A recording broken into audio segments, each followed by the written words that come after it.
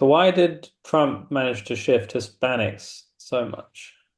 It's a good question. I mean, especially Hispanic men. I mean, just in general, if you look at the aesthetic, and I think sometimes people put too much emphasis on the aesthetic of campaigns, but there's certainly a MAGA aesthetic, which is very pro masculine. Mm, And conversely, the Democratic Party just seems kind of effete and effeminate, right? yeah. And also the way they talk about men and toxic masculinity and this claim that misogyny is ubiquitous. I mean, it's not surprising that men find the Democratic Party unappealing. Totally, yeah.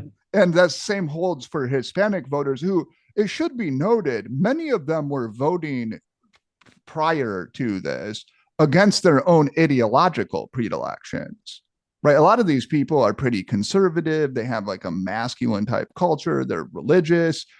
So what's happened is really more of an ideological sort rather than a racial sort. But if you were going to rank the males of different racial groups in the US by masculinity, blacks would presumably be the most masculine, and yet they still voted overwhelmingly Democrat. Well, yeah, that's interesting, but I would guess, and here I'm venturing into territory of which I am uncertain, so I want to do so Okay. cautiously. There are certainly minds around. I don't want to hit one, but I think it's probably correct that Hispanic culture is more patriarchal. Mm, yeah. I mean, they tend to be quite religious and to have a preference for traditional sex roles. Mm.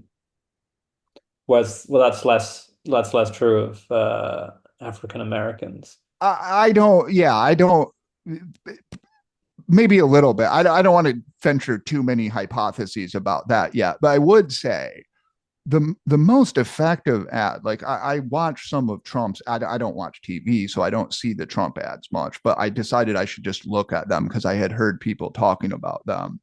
And apparently they were blasting these ads during all of these sporting events, football, etc., just at men. And one of the ads that I thought was particularly effective was one that just pointed out that Harris had literally supported taxpayer funding of transgender surgeries for detained illegal immigrants and prisoners. And the thing is, you would think if you were a Martian, you'd be like, man, this is just mendacious. But in fact, it's true. She literally did support that.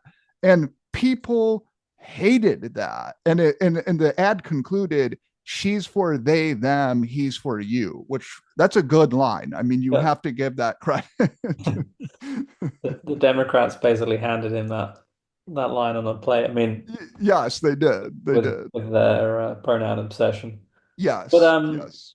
yeah, it is interesting that from what I can tell, the gain in terms of racial groups, the gains that Trump made were primarily or overwhelmingly among Hispanics. Yes. The other groups didn't shift that much. Yes.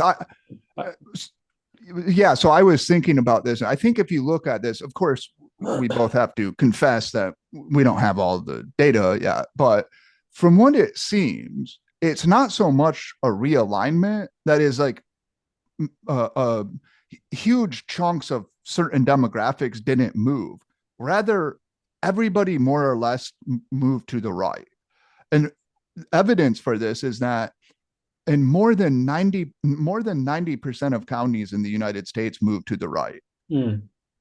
I mean, just like across the country, there was a uniform repudiation of what the Democrats have stood for the past 4 years. So other than Hispanics and maybe a few other demographic groups we could sort of pick out, Yeah, everyone got slightly more Republican. yeah, exactly. Basically, the country's like collective psyche moved to the right. Yeah. I mean, a slightly condescending interpretation of the Hispanic shift towards Trump is that they like strong men.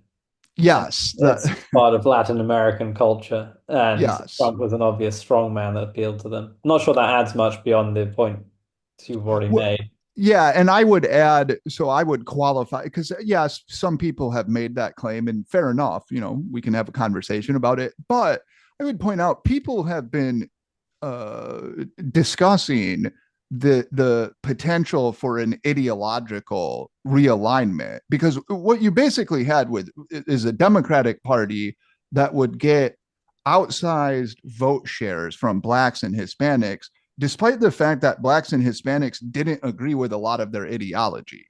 And people had talked about what would happen if you could move them ideologically and you got a bigger ideological rather than racial sort. And maybe that's really what's happening with Hispanics is you're just getting more of an ideological sort now.